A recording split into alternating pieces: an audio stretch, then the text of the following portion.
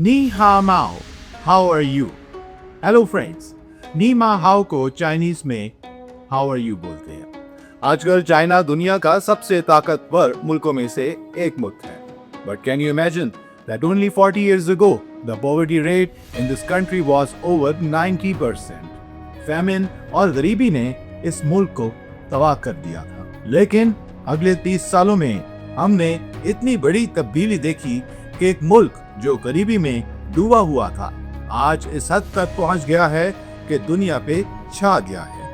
आपको मालूम है चाइना का कंट्रीब्यूशन ग्लोबल जीडीपी में सिर्फ 2% था, मगर today China contributes more than 18% to the global GDP और इसका पॉवर्टी रेट अब लेस देन 1% है और चाइना दुनिया की दूसरी सबसे बड़ी इकोनॉमी है। चाइना एक सुपर पावर है, ये आज की हकीकत है। लेकिन ये कैसे हुआ? How was this possible? What was the magic they used? चलिए इस वीडियो में हम चाइना का एक डिटेल्ड केस स्टडी करते हैं। चाइना ने अपनी कल्चरल रेवोल्यूशन के बाद एक निहायत गरीब मुल्क के तौर पर नया आगाज किया जो उसकी तरक्की का पहला कदम था। 1978 की बात है। डेंग शाओपिंग जो एक चाइनीज स्टेट्समैन, रेवोल्यूशनरी लीडर और पॉलिटिकल थिंकर था, जो 1978 से 1989 तक चाइना का पैरामाउंट लीडर रहा। उसके जहन में एक सोच का जन्म हुआ, एक ऐसी सोच जो कम्युनिस्ट चाइना को उलट कर रख देने वाली थी। इसके बाद चाइना ने कई फील्ड्स में अजीम तरक्की की। So how did one of the world's poorest countries become a global superpower in just 4 decades? China का नाम चाइनीज लफ्ज चिन से आता है। ये QIN के तौर पर लिखा जाता है, लेकिन प्रोनाउंस होता है चिन।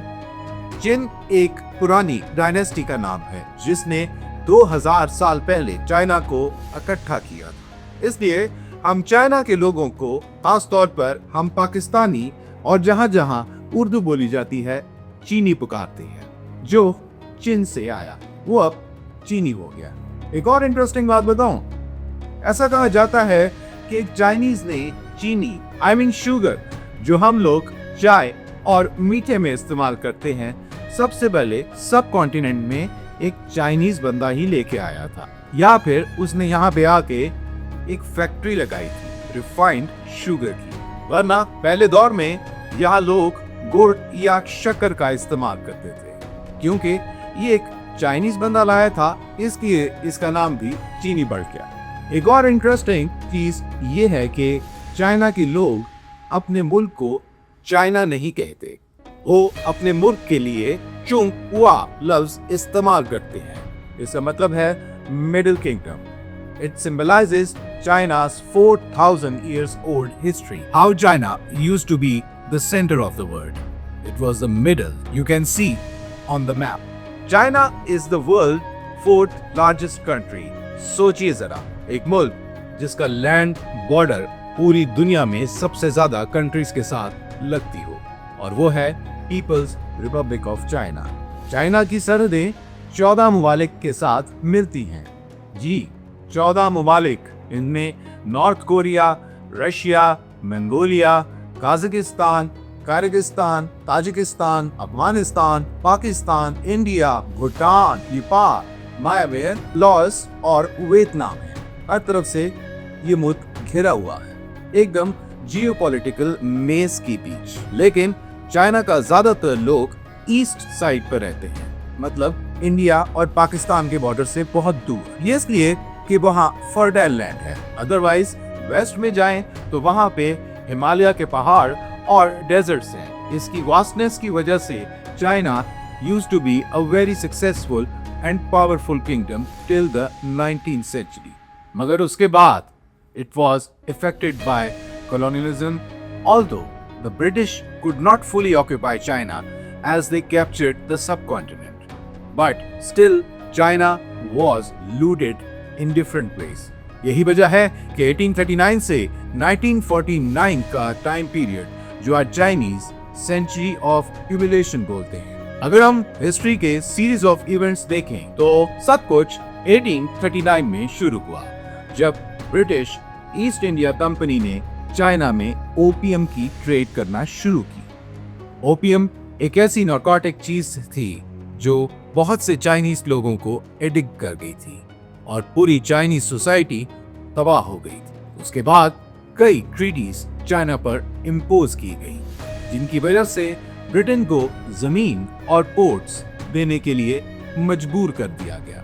फिर 1850 में एक खौफनाक सिविल वॉर चाइना में शुरू हो गई, जिसे टाइपिंग रिबेलियन कहा गया।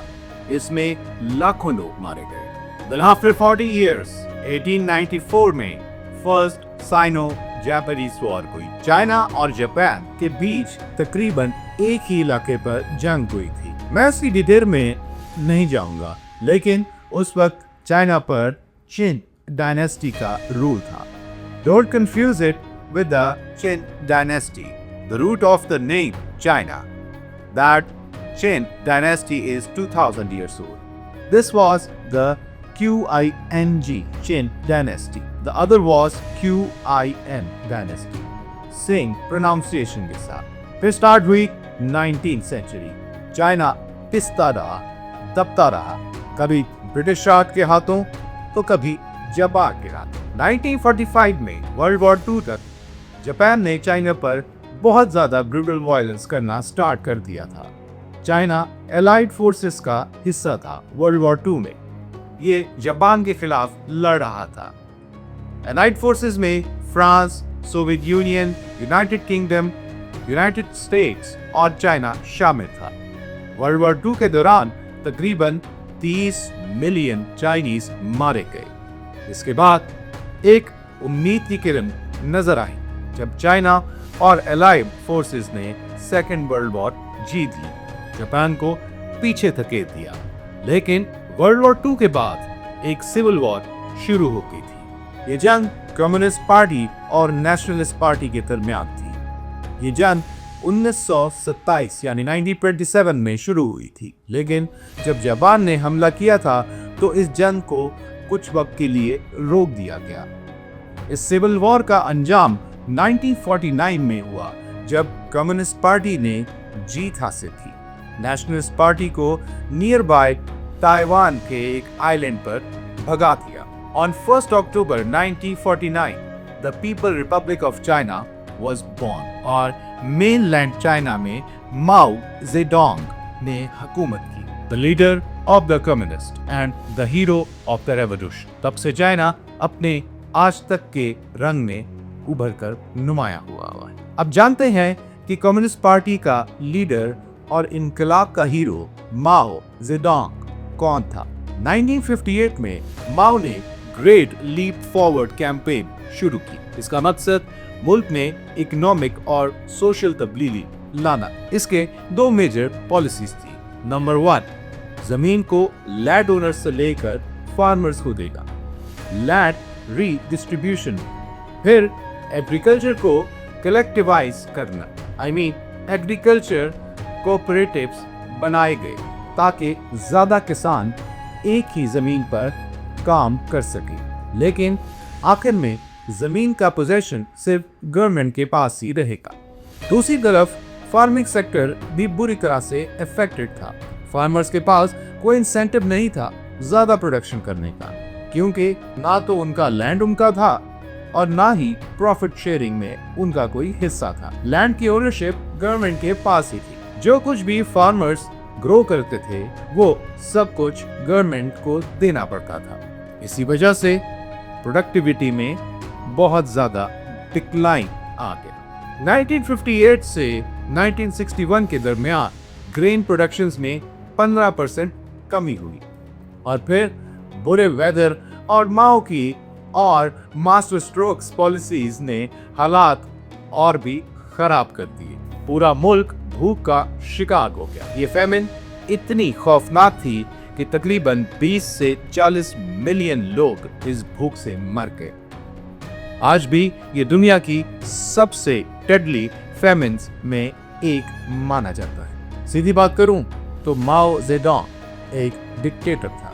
एक और बात कि डिक्टेरियल रूल में कोई चेक एंड बैलेंस नहीं होता जैसे कि डेमोक्रेसी में होता। डिक्टेटर्स अक्सर अपने फैसले सोच समझकर या एडवाइजर से मशवरा किए बिना करते हैं। यही एक्सपीरियंसेस पाकिस्तानियों से ज्यादा अच्छा और कौन जान सकता है। सो व्यूअर्स, माओ के कई फैसलों ने चाइना को और ज्यादा बुरा बना दिया। कहते हैं कि कभी कभी इंसान अपने आप को इतना बड़ा समझना शुरू कर देता है कि उसको सब चीजें बहुत छोटी छोटी लगना शुरू हो जाती हैं। बहुत बड़ी बड़ी बेवकूफ़ी भी छोटी लगती है। ऐसा ही किया माओ ने। माओ का एक और फैसला था स्पैरो एक्सटर्मिनेशन, मतलब माओ का मकसद था फूड प्रोडक्शन को बढ़ाना। उसने किया क्या? उसने हुक्म दिया कि सब स्पैरोस, चिड़िया, परिंदे वगैरह सारे बर्ड्स, उनको मार दो, क्योंकि वो क्रॉप्स खाती है, वो फील्ड्स के अंदर फूड खाती है, ये क्रॉप्स को इफेक्ट करती हैं, तो सब बर्ड्स को मार दिया जाए।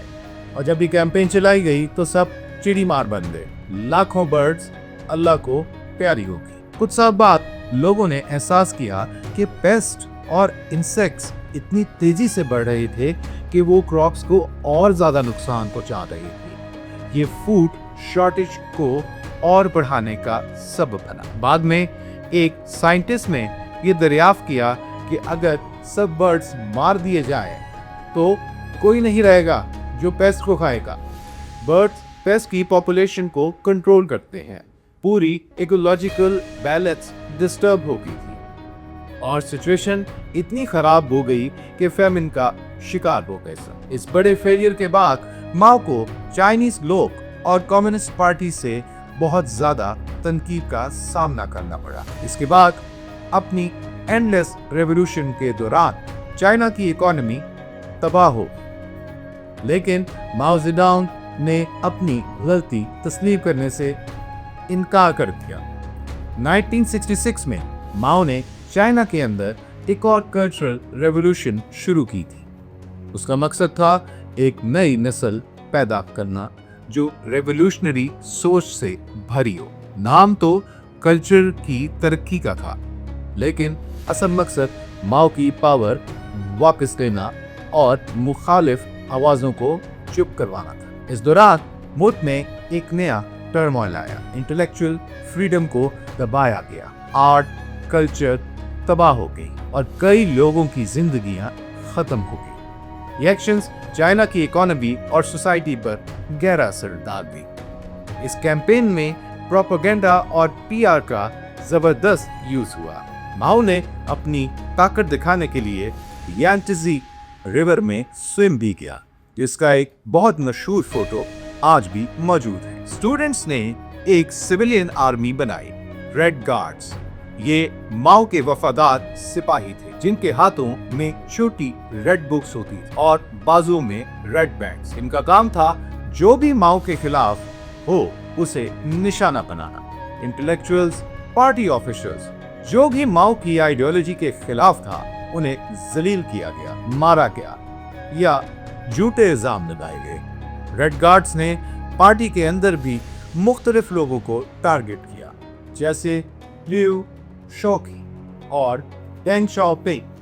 पूरे मुल्क में डर का माहौल बना दिया गया। लोगों को कहा गया कि अपने रिलेटिव्स और अपने नेबर्स पर नजर रखो, जो भी माओ का दुश्मन हो उसे रिपोर्ट करो। स्कूल्स और यूनिवर्सिटीज बंद कर दिए गए। स्टूडेंट्स को कहा गया कि वो फार्म्स पर जाकर फार्मर्स की जिंदगी का तजुर्बा करें, उनकी हार्डशिप्स को समझें। लेकिन वक्त के साथ सब कुछ कंट्रोल से बाहर हो गया। रेड गार्ड्स आपस में ही लड़ना शुरू हो गए। हिस्टोरिकल साइट्स और कल्चरल आर्टिफैक्ट्स को तबाह कर दिया गया। लोगों की जिंदगियां उलट कर रह गई। आखिरकार माओ को रियलाइज हुआ कि कल्चरल रेवोल्यूशन ने कंट्री को क्राइसिस में डाल दिया। ये मूवमेंट मुल्क को डिवाइड कर रही थी। इसलिए 1968 में कंट्रोल वापस लेने के लिए रेड गार्ड सिस्टम को ऑफिशियली खत्म कर दिया गया। अलग अलग सोर्सेस के मुताबिक एस्टिमेट्स डिफरेंट हैं, लेकिन कहा जाता है कि इस कल्चरल रेवोल्यूशन के दौरान लाखों से लेकर 2 मिलियन तक लोगों की जान चली गई। और अगर माओ की पॉलिसीज का टोटल देखा जाए तो नंबर 50 मिलियन तक भी बताया जा सकता है, जिनकी मौत माओ के डिसीजंस की वजह से हुई। फिर आता है 1976, जिसमें माओ जेडोंग की डेथ हो गई due to his poor health. उस वक्त तक चाइना की हालत में कोई मेजर बेहतरी नहीं आई थी, लेकिन ऐसा नहीं कि माओ के दौर में सिर्फ फेलियर्स ही थे, कुछ पॉजिटिव अचीवमेंट्स भी हुई, खासकर वुमेन्स इक्वालिटी और एजुकेशन की फील्ड्स में। माओ के दौर में nation wide public education system start हुआ। गवर्नमेंट ने इलिटरेसी खत्म करने के लिए कैंपेन चलाई। 1949 के मुकाबले में 1978 तक चाइना में 3 गुना ज्यादा प्राइमरी और सेकेंडरी स्कूल्स थे। आगे चलकर जैसे ही आप स्टोरी में देखेंगे, माओ की गवर्नमेंट ने स्ट्रेटेजिक इन्वेस्टमेंट किए in education, science, technology, engineering और मैथमेटिक्स यानी स्टेम फील्ड्स में। इससे एक टैलेंटेड जनरेशन तैयार हुई। माओ के एक मशहूर कोट था, women holds up half the sky. 1950 में एक नया मैरिज लॉ इंट्रोड्यूस किया गया। अरेंज्ड और फोर्स मैरिज को इलीगल डिक्लेयर किया गया। वुमेन को राइट टू डाइवोर्स मिला और उन्हें सोसाइटी में बराबरी के मुकाम तक लाया गया। लेकिन अगर हम 1976 के वक्त पर वापस आएं, तो माओ की डेथ के बाद एक नया लीडर चाइना की कम्युनिस्ट पार्टी का हिस्सा बनता है, डेंग याओपिंग, जिसकी वजह से चाइना ने इकोनॉमिक सिस्टम में अजीब और तारीखी तब्दीली की। डेंग की पॉलिसीज ने चाइना की तकदीर को बदल दिया। डेंग को अक्सर फादर ऑफ मॉडर्न चाइना भी कहा जाता है, क्योंकि उनकी लीडरशिप के दौरान चाइना के असल ट्रांसफॉर्मेशन शुरू हुआ। डेंग उन लोगों में से था जो माओ के वक्त में उनकी पॉलिसीज के खिलाफ आवाज उठाते थे। इस वजह से कल्चरल रेवोल्यूशन के दौरान उनको अपने तमाम पोजीशन से रिजाइन करना पड़ा। डेंग की आइडियोलॉजी माओ की आइडियोलॉजी से बिल्कुल मुख्तलिफ थी। डेंग का मानना था कि सरकारी कंट्रोल इकोनॉमी पर बहुत ज्यादा था और यही वजह थी कि चाइना पहले 50 सालों में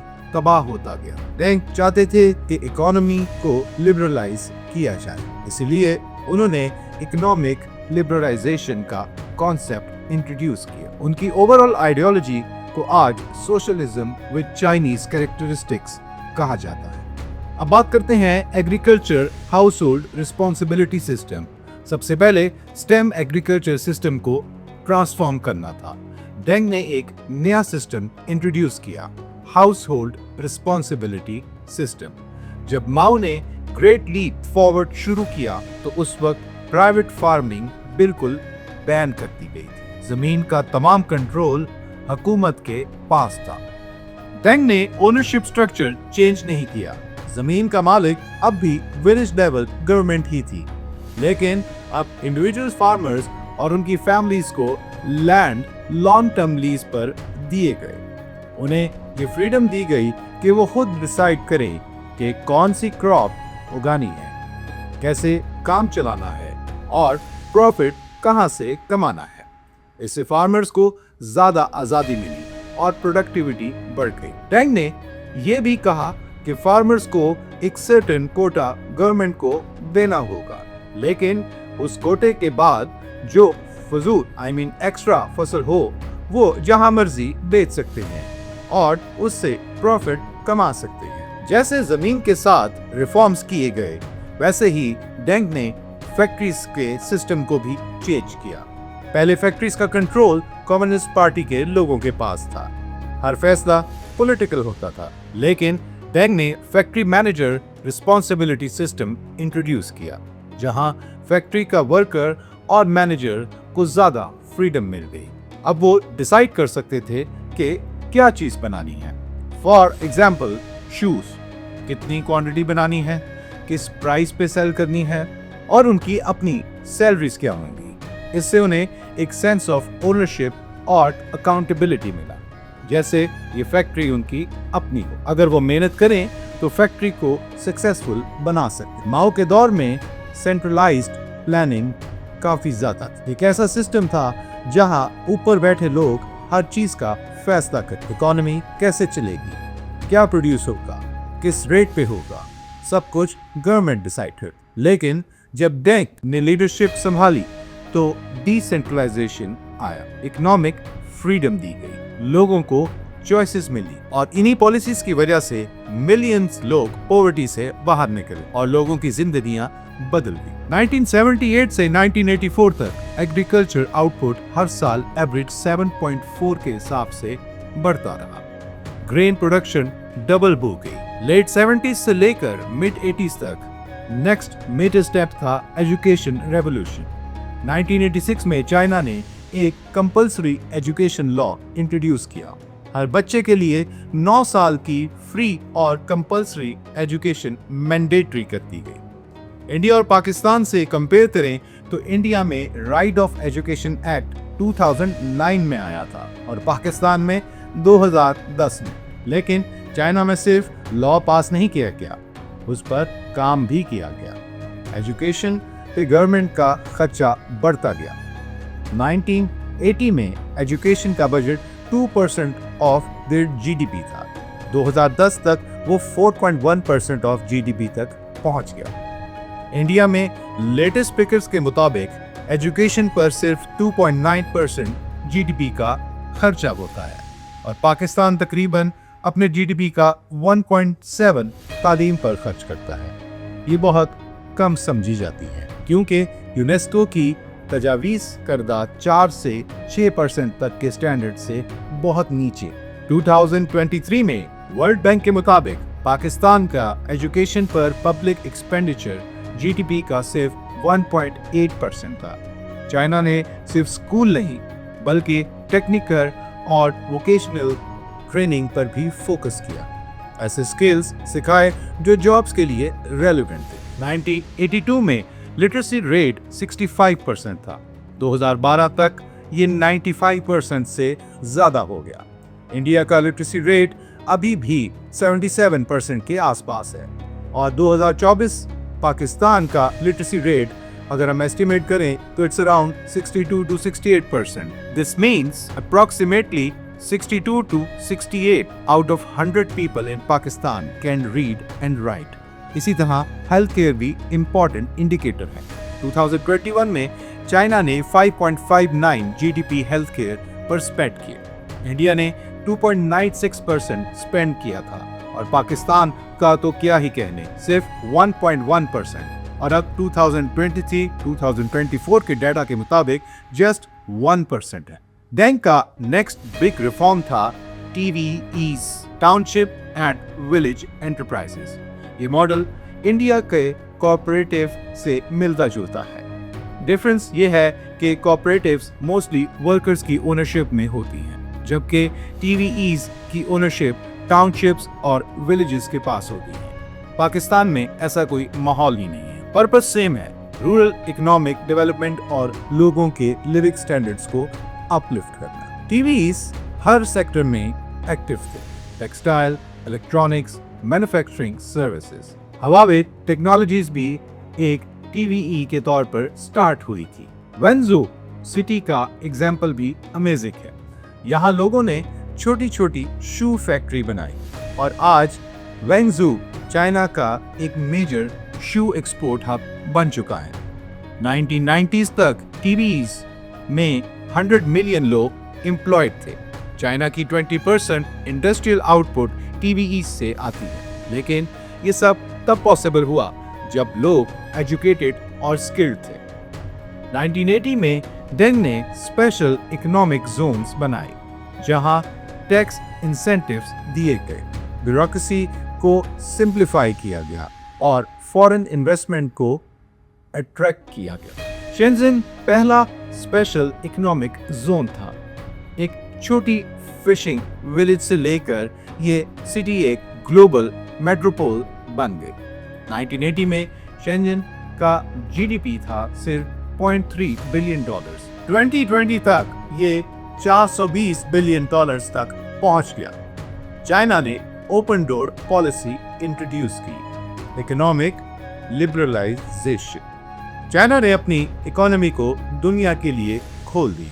1978 में जब चाइना ने लिबरलाइजेशन स्टार्ट किया तो उसका FDI था सिर्फ 0.06 बिलियन। 2021 में वो 333 बिलियन तक पहुंच गया। 2021 में वो सिर्फ 333 बिलियन क्रॉस कर गया।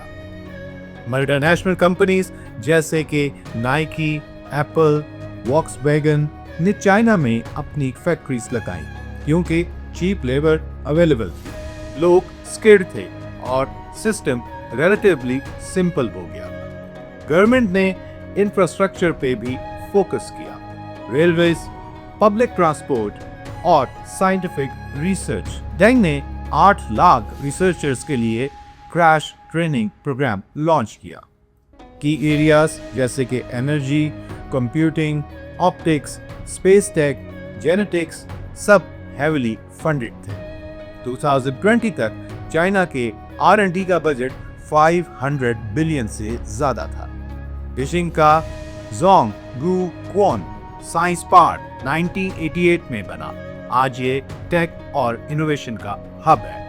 वेयर्स 1990s में GDP पर कैपिटा का मुकाबला करें चाइना वर्सेस इंडिया और पाकिस्तान से, तो 1990s के दौरान चाइना का GDP पर कैपिटा दोनों इंडिया और पाकिस्तान से काफी कम था।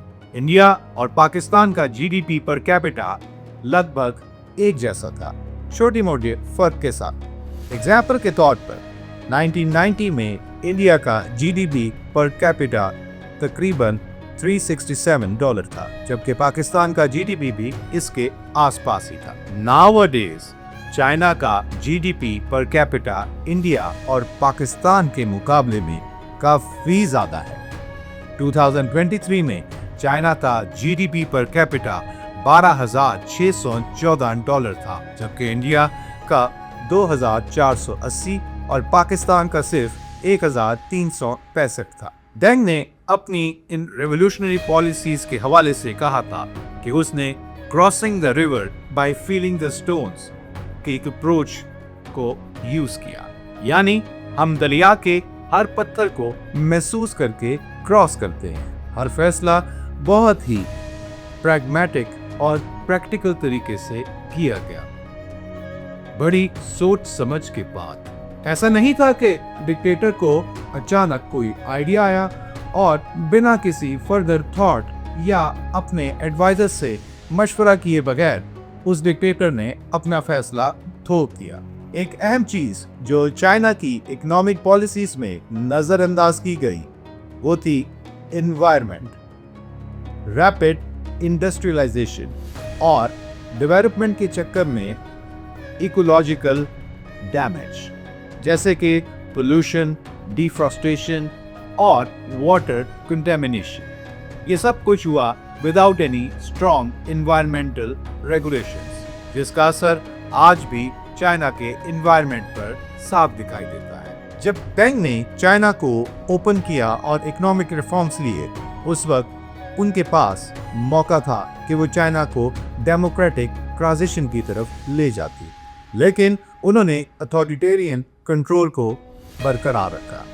आज जब हम ही जिनपिंग के रूल को देखते हैं, जहां हर फैसला एक शख्स की मर्जी से होता है, तो इसका सीधा ताल्लुक उस पॉलिटिकल स्ट्रक्चर से जाता है जो डेंग ने बनाया था। अगर डेंग ने उस वक्त डेमोक्रेसी की बुनियाद रखी होती तो आज चाइना एक मुख्तलिफ रुख पर होता, लेकिन उनके डिसीजंस ने एक ऐसे सिस्टम को जन्म दिया जहां आज भी डिक्टेटरशिप स्टाइल लीडरशिप चल रही है। हम डेंग से ये सीखते हैं कि रिफॉर्म्स लाना एक ग्रेजुअल प्रोसेस होता है जो कि थॉरो एवेल्युएशन के बाद ही करना चाहिए।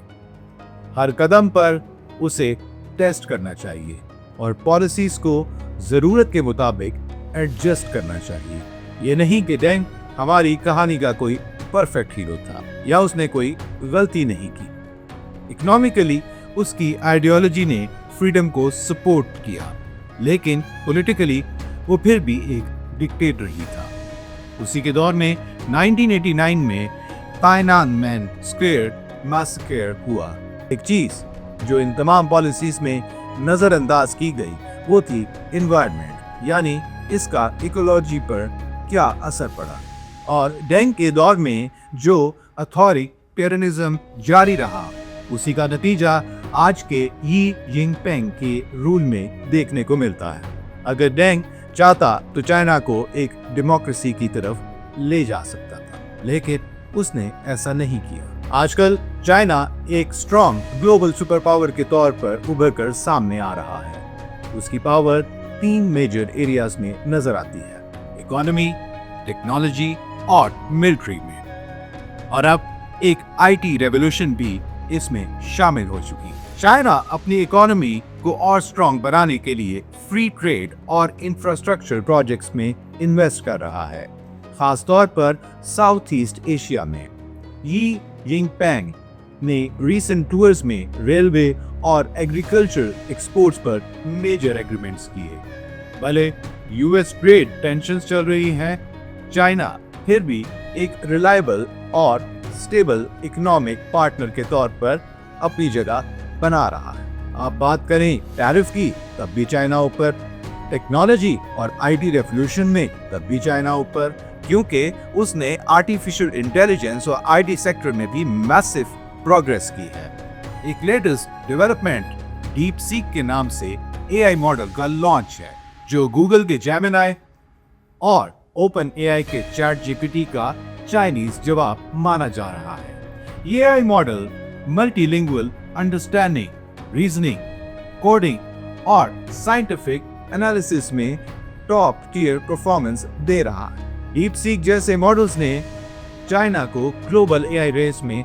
आगे लेकर खड़ा कर दिया है। इसका गोल ये है कि चाइना सेल्फ रिलायंट बने हाईटेक और सॉफ्टवेयर इनोवेशन में, specially after US sanctions on tech exports. Satellite images ने रिवील किया है कि चाइना एक मैसिव मिलिट्री कॉम्प्लेक्स डेवलप कर रहा है, जैसे बीजी मिलिट्री सिटी। कहा जा रहा है कि इसमें अंडरग्राउंड बंकर्स, मिसाइल सिलोज और फ्यूचरिस्टिक इंफ्रास्ट्रक्चर शामिल है। चाइना का टारगेट है कि वो 2035 तक मिलिट्री टर्म्स में यूएस के बराबर आ जाए। चाइना की लीडरशिप लॉन्ग टर्म प्लानिंग में बिलीव करती है, चाहे वो belt and road initiative BRI हो या 5G एक्सपेंशन इन अफ्रीका और यूरोप। हर स्टेप चाइना अपना इन्फ्लुएंस एक्सपेंड कर रहा है इकोनॉमिक और डिजिटल वर्ल्ड में। चाइना एक मल्टी डायमेंशनल सुपर पावर बन चुका है, जहां इकोनॉमी, मिलिट्री और अब एआई लेड आईटी रेवोल्यूशन मिलकर उसकी ग्लोबल पावर को डिफाइन करते हैं। डीप सीक जैसे इनोवेशंस इस बात का सबूत हैं कि चाइना सिर्फ फॉलो नहीं कर रहा, बल्कि फ्यूचर टेक लीडरशिप के लिए कंपीट भी कर रहा है। अगर हम पाकिस्तान से कंपैरिजन करें तो ये क्लियर है कि चाइना ने अपनी इकोनॉमिक डेवलपमेंट और ग्रोथ में बहुत ज़्यादा तरक्की की है, खास तौर पर अपनी मार्केट ओरिएंटेड रिफॉर्म्स और इंडस्ट्रियलाइजेशन के through. Pakistan on the other hand ने ज़्यादा स्टेबल और सस्टेनेबल ग्रोथ नहीं अचीव की और उसकी डेवलपमेंट स्लो है। चाइना की इकोनॉमिक पावर और ग्लोबल इन्फ्लुएंस को देखते हुए पाकिस्तान को अपनी तमाम पॉलिसीज पर काफ़ी फोकस करना पड़ेगा, ताकि वो भी अपनी ग्रोथ ट्रैजेक्टरी को इम्प्रूव कर सके। तो नाज़रीन, अगर आपको ये वीडियो पसंद आई तो कमेंट्स में अपनी राय ज़रूर दीजिएगा और हमारे चैनल को सब्सक्राइब करना ना भूलिएगा। शुक्रिया।